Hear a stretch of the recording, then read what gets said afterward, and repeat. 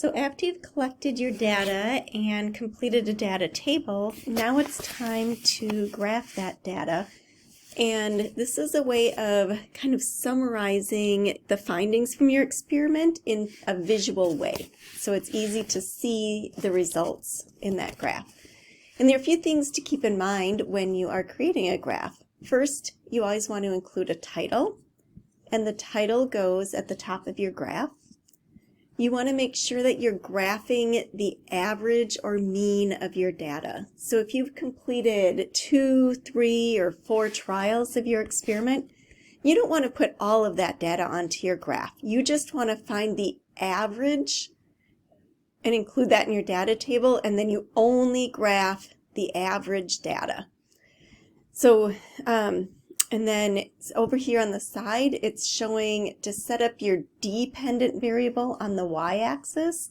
So remember, the dependent variable is what you're measuring. So whatever it is you're measuring, you want to write that here along with the units. So if you're measuring the length of something, you would want to put that it's the average length. And then what are the units? Are you measuring in centimeters? Are you measuring in millimeters? If you're measuring the number of something, you would want to write the average number of whatever it is. Down here on the x-axis is where you're going to include the independent variable. So that's what it is you're testing. What are the different things you've chosen to see if there's a difference between them? If it's a line graph instead of a bar graph, you might place the time here. Like if you're measuring something over the course of several days or several hours or whatever it might be. So here is an example of a graph.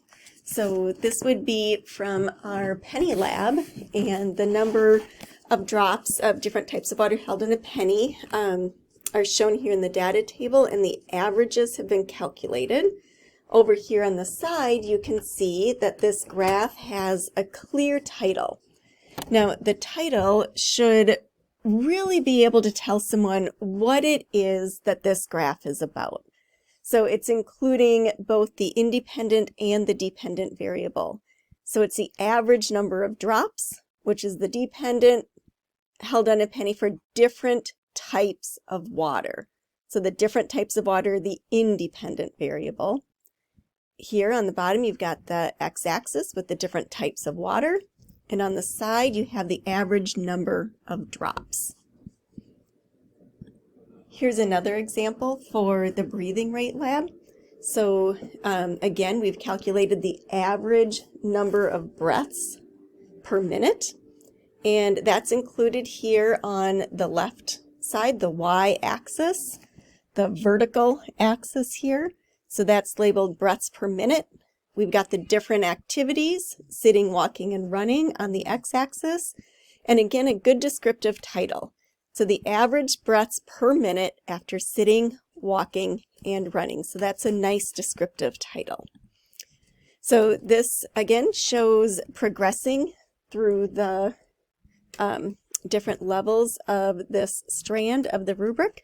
So in order that 7-8, you need to have the data correctly graphed, summarized, and it shows the results of the experiment with clear labels on your graph. So that would mean a title, labeling the x and the y-axis, correctly calculating the mean that's graphed, and then correctly showing the bars or the lines on your graph.